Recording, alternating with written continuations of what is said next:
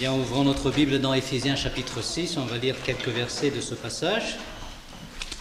Éphésiens chapitre 6, verset 1 jusqu'au verset 4 simplement. Nous allons essayer de nous rappeler ces quelques versets, qu'est-ce que nous avons pu voir ensemble et aussi entamer la nouvelle leçon que nous pouvons tirer aujourd'hui. Enfants, obéissez à vos parents, selon le Seigneur, car cela est juste.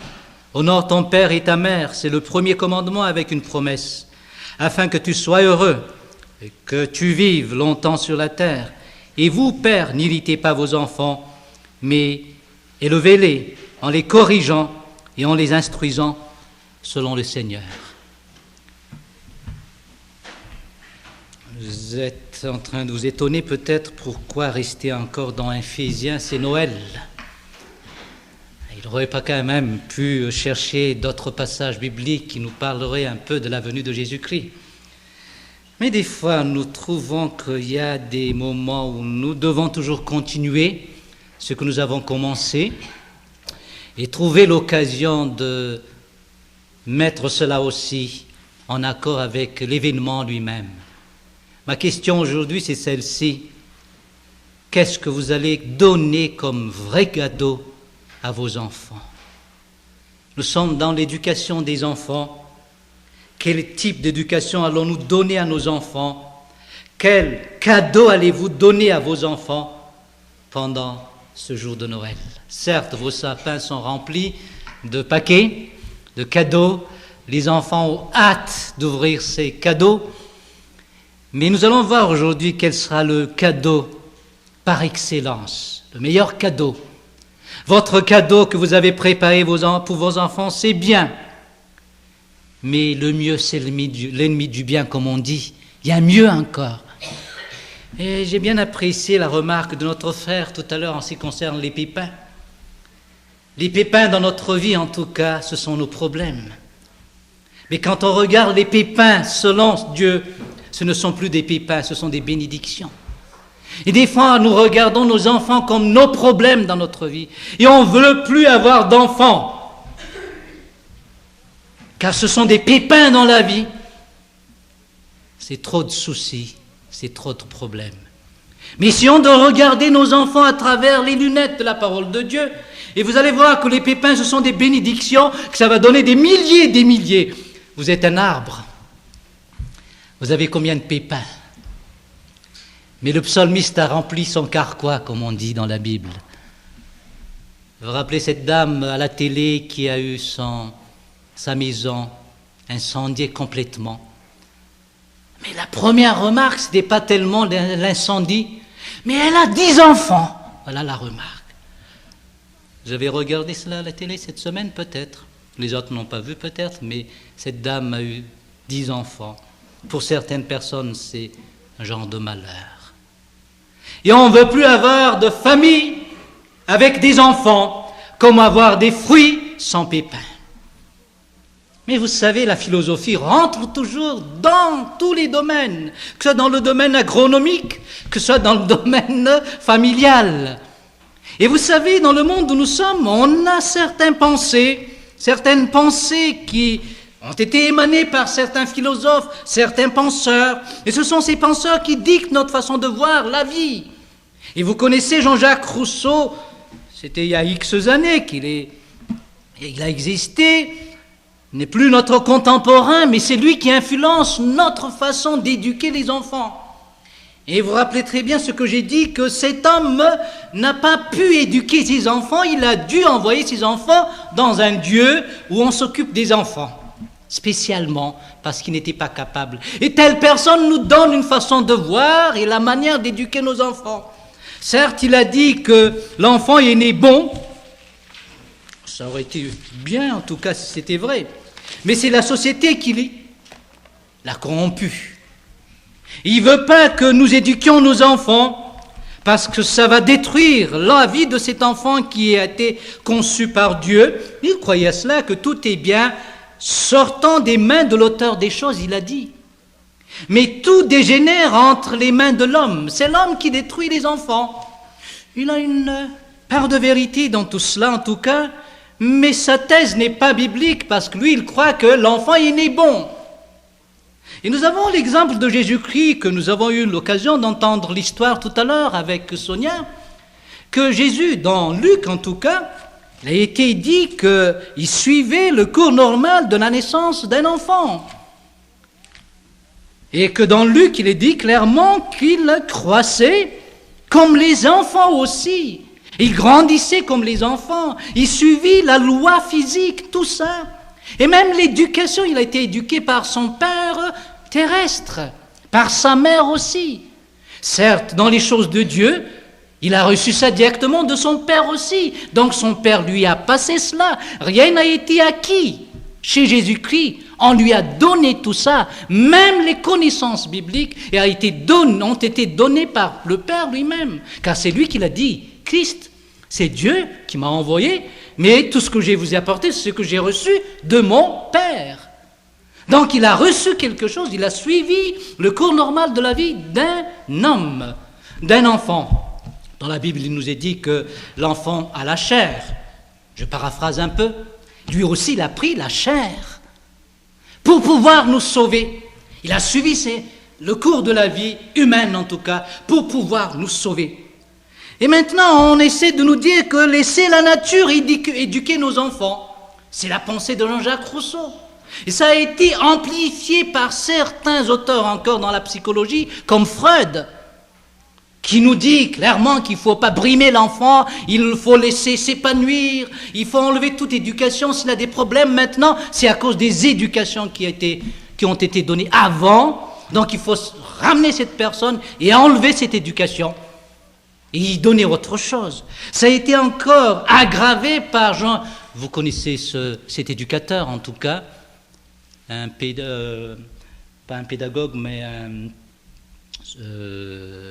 psychologue des enfants, en tout cas, un éducateur aussi en même temps, Benjamin Spock, qui a écrit le livre sur l'éducation des enfants, qui a influencé tout le monde, qui a donné le bébé boomer.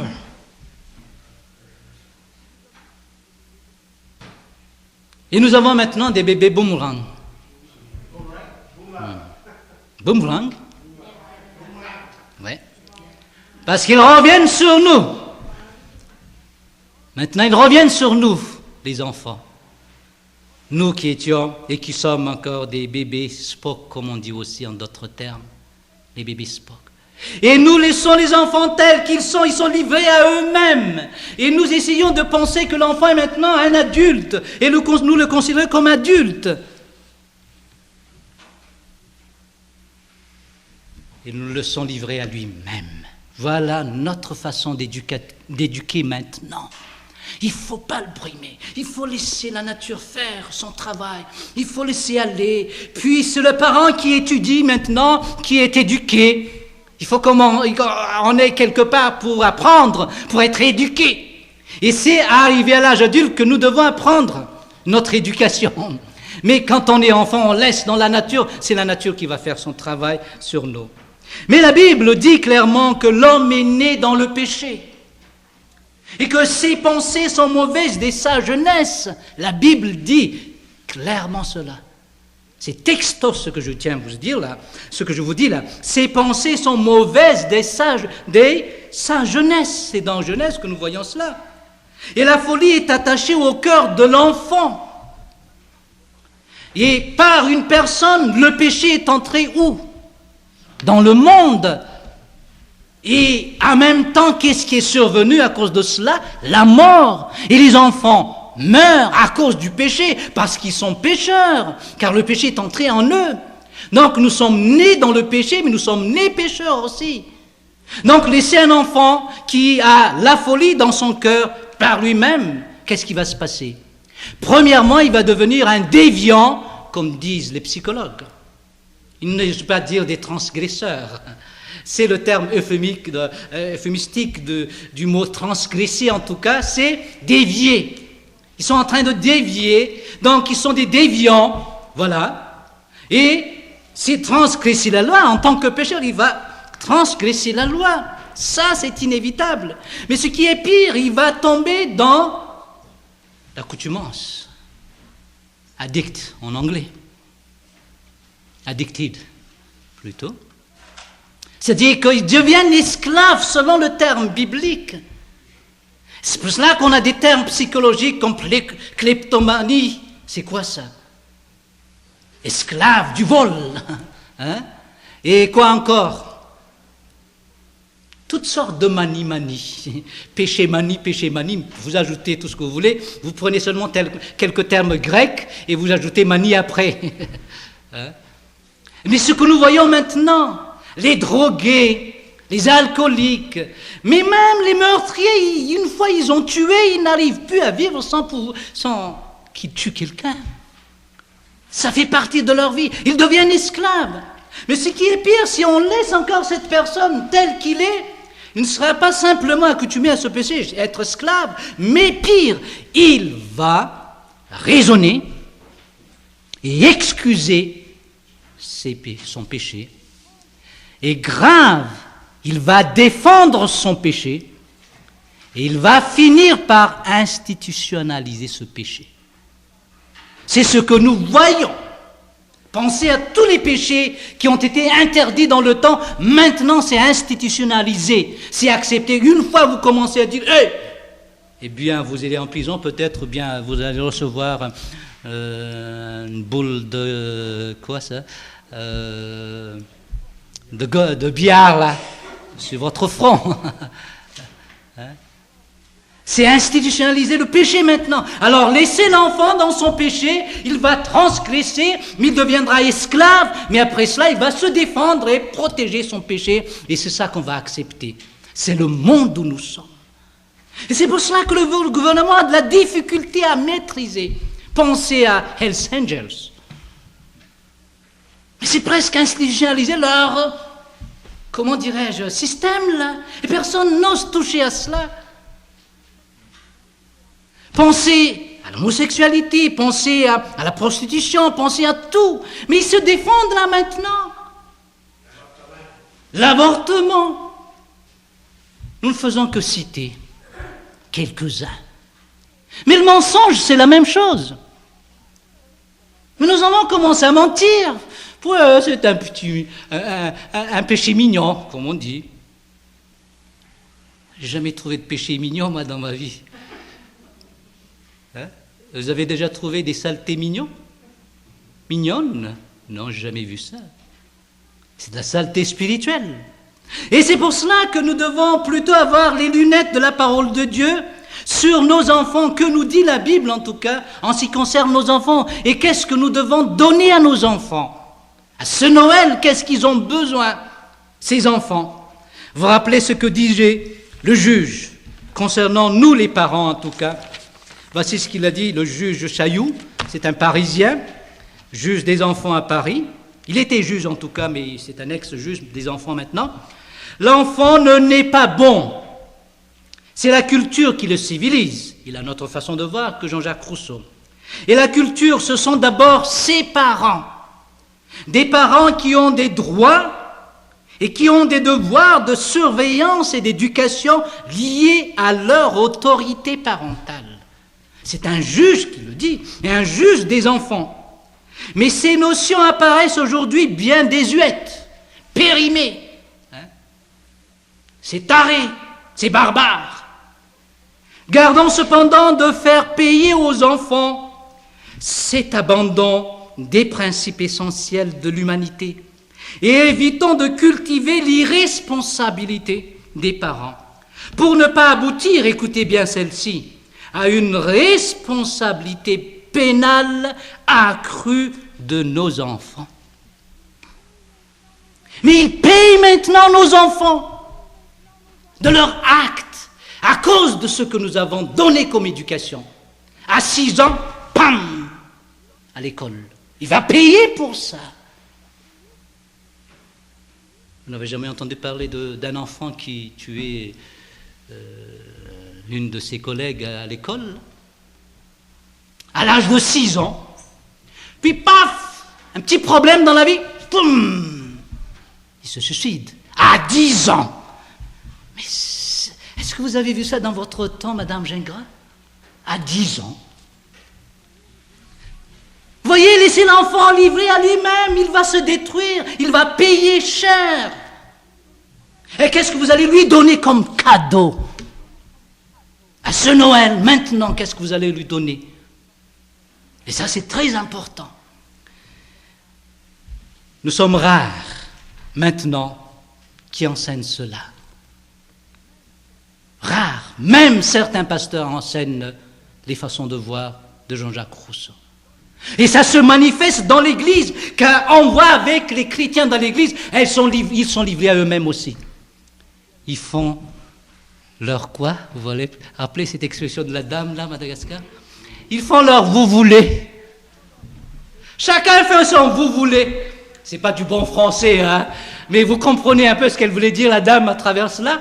C'est que tout le monde fait ce qu'il veut, il a envie de se lever, qu'il se lève. S'il a envie de mettre son pied ici, il va le mettre. Il ne faut pas dire quoi que ce soit, c'est lui. Et là, nous sommes toujours là à dire, mais on ne peut plus faire quoi que ce soit. Mais c'est ce qu'on voit dans les églises. Le pasteur n'ose plus faire ce que moi je fais maintenant.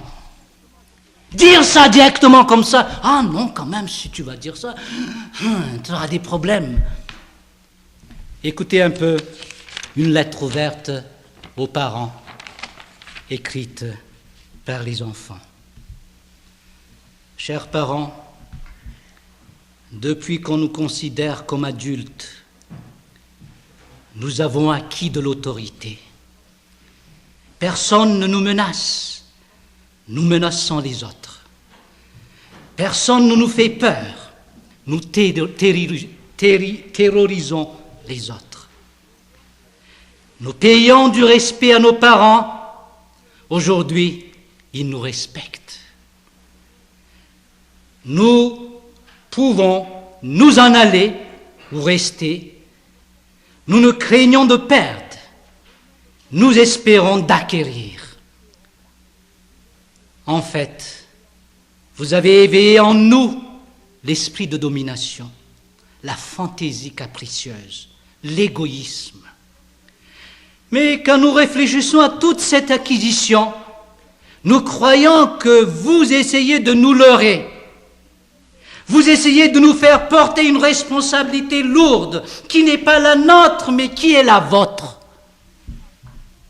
Vous voulez que nous soyons adultes et vous ne voulez pas l'être. Vous nous dites qu'être adulte, c'est d'être responsable et vous ne l'êtes même pas. Je vous conjure, nous vous conjurons, cessez d'être enfants. Prenez votre responsabilité, éduquez-nous, corrigez-nous. Soyez adultes, soyez parents. Notre nation est bien malheureuse en donnant l'autorité à des hommes et des femmes irresponsables. Si vous ne voulez pas être adultes, soyez au moins humains. Regardez-nous comme des enfants, traitez-nous simplement en enfants. À chaque âge, sa beauté. L'enfance, ce n'est pas l'âge de la performance, c'est l'âge de la préparation, c'est l'âge de l'apprentissage. Préparez-nous pour l'avenir, préparez-nous pour la vie d'adulte. Pour être heureux, l'enfant doit être enfant. Voilà la conclusion. Je ne sais pas si ça vous a fait réfléchir. Je ne vais pas donner le nom de l'auteur. Et voilà une lettre ouverte.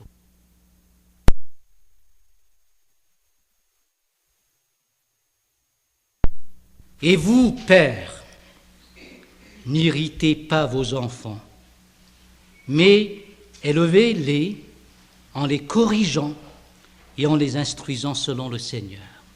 L'éducation est axiomatique pour la Bible. C'est nécessaire pour l'enfant, en tout cas l'éducation, parce que lui, il est né pécheur, il est né dans l'erreur, donc il a besoin d'être élevé et corrigé. Élever un enfant, premièrement, ce que nous voyons ici, c'est de le corriger. Mais nous n'osons plus corriger, c'est nous qui corrigeons notre façon d'éduquer maintenant. Ce n'est pas l'enfant qui est corrigé dans ses erreurs. La Bible dit que la folie est attachée à son cœur, il faut enlever cela. Et je suis plus étonné de voir certains éducateurs qui nous disent clairement qu'il faut aller très tôt pour l'éducation des enfants, que l'enfant est né agressif. C'est monsieur qui a dit ça. Vous l'avez oublié le nom? Tremblay, un Québécois, J'aimerais bien que vous rappeliez ce Québécois, M. Tremblay, qui est notre contemporain, un psychoéducateur là, qui est à Montréal, à l'université. Il a dit que l'enfant est né agressif. Et c'est travailler très tôt dans la correction à son bas âge qu'il faut rectifier. Mais c'est vrai, l'enfant est agressif. Quand il ne reçoit pas son lait, qu'est-ce qu'il fait? Ah, il hurle.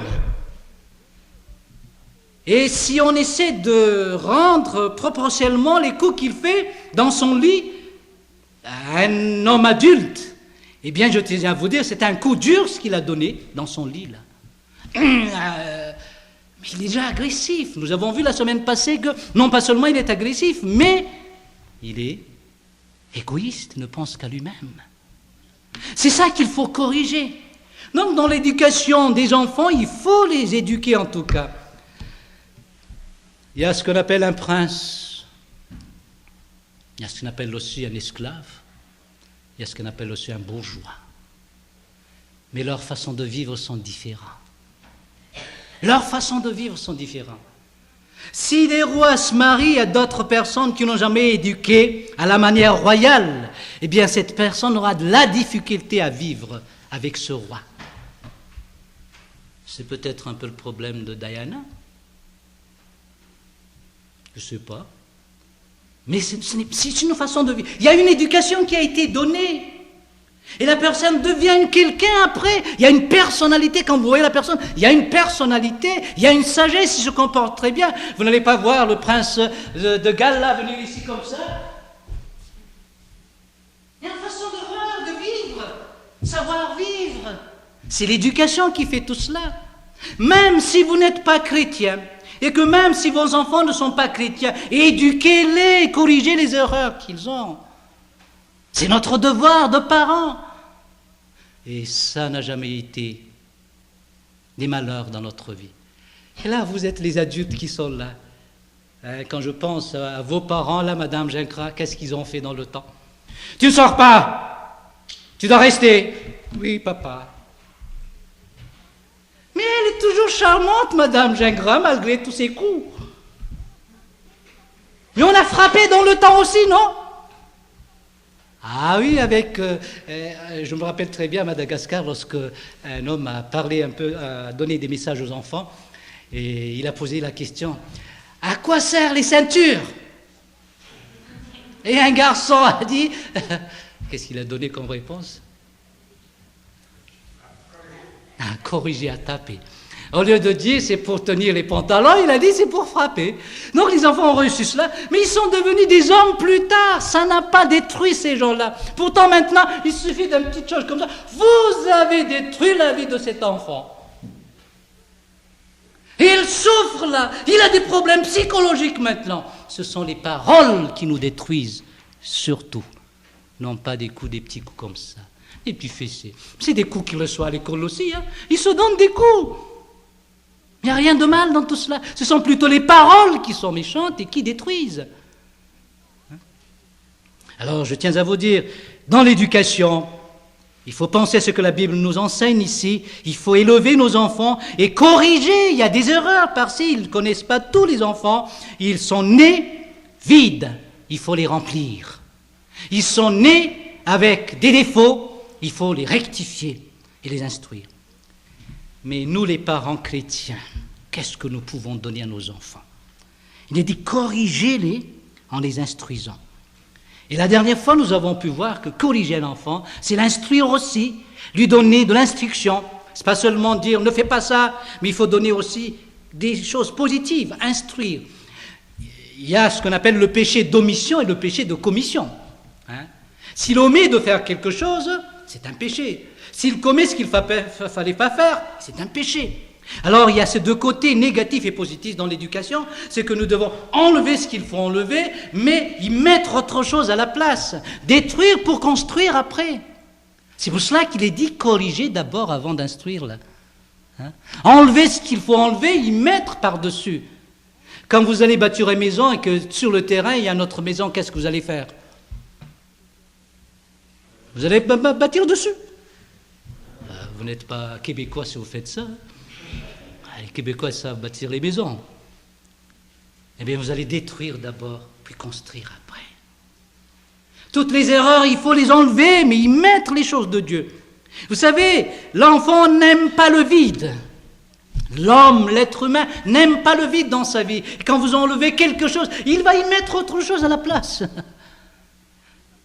Ne bouge pas. Eh bien, il va parler. Ferme ta bouche. Il va bouger. Il faut qu'il fasse quelque chose. Il n'aime pas le vide.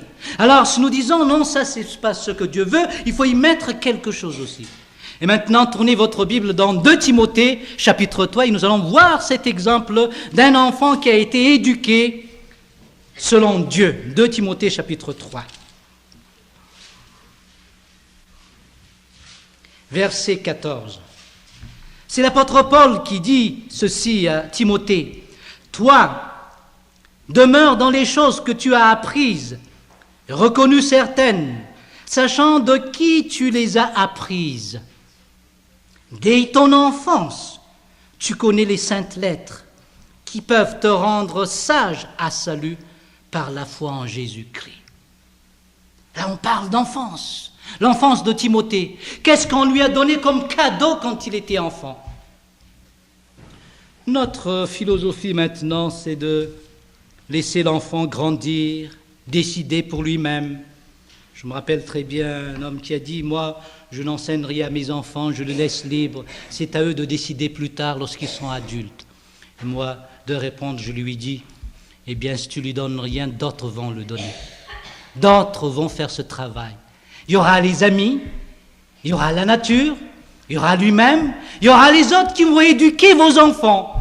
Et quand ils sont éduqués de cette manière. Alors moi, je prends ma responsabilité, je vais éduquer mes enfants.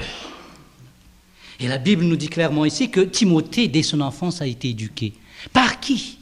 Ce n'est pas écrit ici en tout cas, mais il sait très bien par qui. Car l'apôtre Paul lui dit que toi demeure dans les choses que tu as apprises et reconnu certaines, sachant de qui tu les as apprises. Est-ce que vous savez de qui il les a apprises? Sa grand-mère et sa mère. Les parents. Voilà le devoir des parents. Et voilà un cadeau, vous devez enseigner à vos enfants. Vous avez éduqué. Et si vous tournez, se rappelez, dans Éphésiens, il est dit,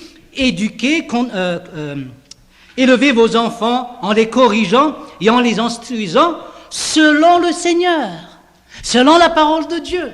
Alors nous devons nous référer à cette parole de Dieu. On délaisse maintenant la parole de Dieu et on continue à étudier les livres des gens qui sont autour de nous, des gens qui ne connaissent même pas quelle est la bonne éducation, qui ont leur façon de voir les enfants, et nous optons leur façon de voir et nous appliquons ça dans notre vie avec les enfants. Et après, nous nous lamentons. Une femme de pasteur m'a dit une fois, tu sais Miara, on a fait tout ce qu'on a pu faire avec les enfants. On a suivi toutes les différentes formes de méthodes pour éduquer les enfants. On a lu tel livre, puis on a éduqué les enfants selon ces livres. On a suivi des recettes et des recettes d'antan. Mais il a 2 enfants, 2 garçons, qui sont drogués.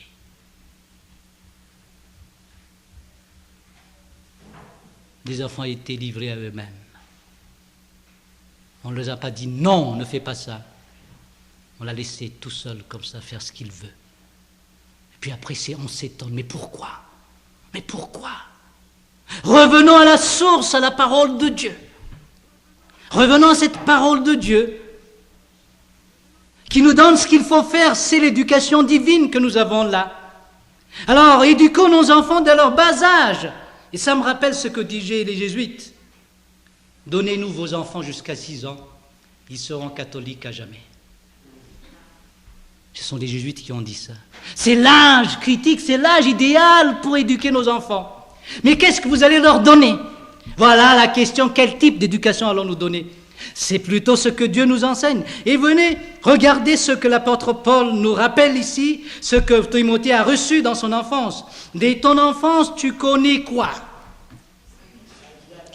Les saintes lettres, les saintes écritures, voilà. Non, est-ce que vous éduquez vos enfants à partir de la parole de Dieu?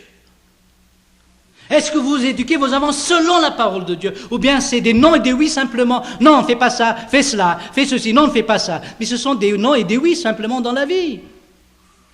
Fais et ne fais pas, c'est tout.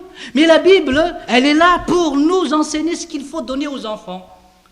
Et elle connaît ce qu'il faut donner premièrement aux enfants.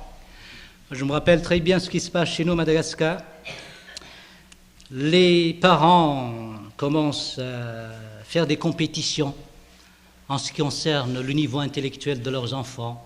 Chaque parent veut démontrer qu'ils ont un enfant qui a un QI très haut. Et ils envoient leurs enfants déjà à 3 ans pour étudier. 3 ans pour étudier. Et les écoles en profitent en tout cas pour se faire de l'argent. Puis ils suivent ce que demandent les parents. Et j'ai rencontré une des directrices qui a l'école où était ma fille Diana. Puis moi j'ai fait de la psychopédagogie avant. Et elle aussi, elle a fait de la psychopédagogie, mais je lui ai dit, mais madame, vous n'avez pas fait de psychopédagogie dans votre vie? Non, non, je ne serais pas directrice de cette école, elle a dit. Mais pourquoi vous enseignez déjà à des enfants de 3 ans? Mais il y a une loi qui est claire là-dessus, qu'on n'a pas le droit d'inculquer quoi que ce soit en ce qui concerne l'enseignement aux enfants avant 6 ans. Vous devez la connaître. Oui, c'est vrai, pasteur. Mais pourquoi vous... Mais ne le dites pas trop haut. C'est à cause de l'argent. Donc ils suivent ce que veulent les parents. Et les parents, arrivés à 4 ans, leurs enfants savent déjà faire des calculs mentaux, vous savez, 255 divisé par 425. Un autre calcul mental, 5 divisé par 5000. 5 plus 2 divisé par 5000, ça donne combien? Eh bien, les enfants, s'ils sont vraiment assidus à leurs écoles du dimanche, ils vont dire ça fait 12 paniers. Puis là, on est content parce que notre enfant qui a cet âge est capable de faire ça. Mais vous pouvez le faire avec un enfant petit comme ça aussi, si vous voulez. C'est inculquer, forcer quelque chose. C'est comme forcer un arbre à produire après 3 mois. Et c'est faisable. Mais après quelques années, ça va mourir. Et les surdoués arrivés à 17 ans, c'est un peu la mode là à Madagascar, on veut avoir des enfants qui sont surdoués. Mais s'ils sont surdoués, c'est inné, ça ne vient pas de notre éducation. Hein? Ça ne dépend pas de vous ni de moi, là, s'il est surdoué ou non. Mais c'est le problème. Mais ici, en tout cas, la Bible nous dit clairement que nos enfants, nous devons plutôt leur parler de la parole de Dieu. Dans leur bas âge.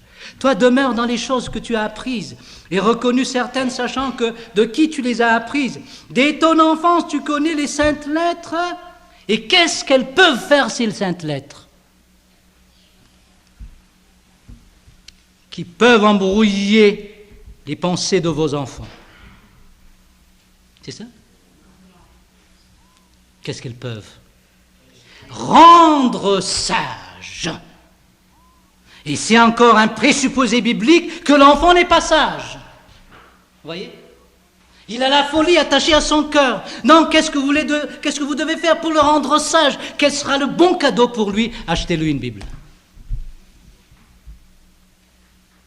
Et qu'il lise la Bible. Et que vous l'éduquiez aussi dans cette parole de Dieu. Car ça rend sage. Ça enlève la folie chez l'enfant. C'est pas les tapettes en tout cas, ce que la Bible nous dit ici, c'est la parole de Dieu. Alors éduquez vos enfants et enseignez-leur la parole de Dieu. Et heureusement, nous avons maintenant un enseignement pour les enfants ici. Et je vous dis, amenez-les même pendant le culte. Ils captent. Et moi, j'ai vu dernièrement avec Samu, mais il comprenait plus que des adultes peut-être. Il a dit, eh bien, qu'est-ce qu'il a dit dernièrement, Samu, à l'école, à la réunion de prière en bas, aux questions, qu'est-ce qu'il a dit? Miara, vous ne vous rappelez pas ce qu'il a dit? C'est intéressant ce que tu enseignes. Ah, c'est intéressant. Un enfant qui arrive à comprendre les choses de Dieu. Et vous savez, c'est pas nous qui allons faire le travail à l'intérieur, c'est le Saint-Esprit. Mais notre devoir, c'est d'enseigner la parole de Dieu dans leur bas âge. pour qu'ils comprennent ce que Dieu veut dans leur vie. Peut-être ce qu'ils vont recevoir, c'est une vérité à l'état fœtal. Vous comprenez maintenant qu'est-ce que ça veut dire, l'état fœtal? C'est peut-être minime, mais c'est suffisant pour lui à son âge. C'est le Seigneur qui va faire ce travail, mais enseigner la parole de Dieu. Quand je pense à Evelyne, elle n'a pas tellement de difficulté à suivre la vie chrétienne en connaissant déjà ces paroles de Dieu qu'elle a su apprendre quand elle était enfant. Hein? Et on voit sa progression plus que certaines personnes, hein? Plus vite, parce qu'elle était éduquée dans cette parole de Dieu. Et j'ai vu ça dans ma vie. Il y avait un jeune homme, qui était un fils de pasteur. Puis, il était parti dans le monde. Puis ils ont fait une fête, en tout cas, entre chams. Et ils ont bu. Il est tombé ivre. Puis il a dit à ses amis, « Aujourd'hui, nous allons prendre le repas du Seigneur. » Puis il a levé le verre comme ça. Puis tout d'un coup, un verset biblique est revenu dans sa tête. Quel est ce verset? Coupable du sang de Christ. C'est dans 1 Corinthiens qui dit ça. Il se rappelait ce verset. Il s'est rentré dans sa tête. Il a dit, je suis coupable du sang de Christ. Il a laissé le verre, puis il est rentré. Et ce jour-là, il est devenu chrétien. Par un verset qu'il a appris quand il était enfant. Et ça l'a rendu sage ce jour-là. Vous voyez? Sage, pourquoi? Continuez. Sage par la foi en Jésus-Christ. En réalité, sage pour la foi en Jésus-Christ. Parce que nous sommes tous fous, nous ne cherchons pas le salut. Si je vous dis que la maison est en feu, et que vous voyez que la maison est en feu, et vous êtes là à dire, oh c'est beau, regardez la flamme, elle est bleue, celle-là, ah celle-là, elle est verte. Mais vous êtes fous. Qu'est-ce qu'il faut faire? Il faut sortir. Et c'est le monde où nous sommes. Eh bien, on essaie d'apprécier le mal. Ah, c'était bien fait le mal qu'on a fait tout à l'heure. Puis on en parle et on jasse là-dessus. On ne fuit pas ce péché. On y entre même. On joue avec. C'est de la folie. Mais la parole de Dieu va nous rendre sages à salut, au salut, pas pour la foi. Cet enfant ne va jamais croire en Jésus-Christ s'il n'entend pas la parole de Dieu. Car la foi vient de ce qu'on entend, et ce qu'on entend vient de la parole du Christ. Vous voyez? Donc la première chose à faire, la première éducation, la première correction à donner, c'est corriger sa nature. C'est ce que nous avons vu la semaine passée. Corriger sa nature pécheresse en lui enseignant la parole de Dieu, la parole qui parle de Jésus-Christ. Car par la foi en Jésus-Christ qu'on parle ici. Donc cette parole est suffisante pour amener nos enfants à être sages, à reconnaître qu'ils sont perdus et à avoir la foi en Jésus-Christ pour qu'ils soient sauvés. Voilà, chers amis, le bon cadeau, le beau cadeau qu'ils ont besoin. La parole de Dieu qui les rendra sages à salut pour la foi en Jésus-Christ. Si vous êtes venus au Seigneur parce que vous avez entendu la parole de Dieu. Certes, c'est bien notre témoignage, c'est bien tout ce que nous faisons, mais je ne crois jamais que quelqu'un est sauvé grâce à un témoignage. Je ne crois pas à ça. C'est du mimétisme qu'il a fait, c'est tout. On a le terme complaisance en français, compilé à cette façon de vivre. C'est suivre un peu la mode, c'est tout. Mais rien n'est touché dans le cœur. C'est seulement la parole de Dieu qui peut toucher le cœur de notre enfant, qui va changer sa façon de voir, qui va le rendre sage pour la foi en Jésus-Christ. Donc voilà la correction qu'il faut amener, voilà l'éducation qu'il faut donner. Donc à ce Noël, il y a un paquet, joli paquet, bien emballé, y mettez quelque chose peut-être doré autour, donnez-lui ce cadeau. Et c'est surtout ce qui est à l'intérieur qu'il faut prendre. Il y a un fruit que je vous conseille bien d'acheter, si vous pouvez le faire, c'est très cher en tout cas, mangouste. C'est pas la mangue, mangouste. Mais à l'extérieur, c'est dur. Les ronds de cette grandeur en tout cas. C'est déjà quelque chose. C'est de la mangouste, comme on dit. Et coupez-la et goûtez le fruit à l'intérieur. Je tiens à vous dire, c'est savoureux, c'est bon. IGA Anna. C'est pas parce que j'ai eu 10% de la part d'IGA que je fais de la publicité. Non, non, non, non. C'est la publicité du produit malgache. Mangouste, qui est très bon.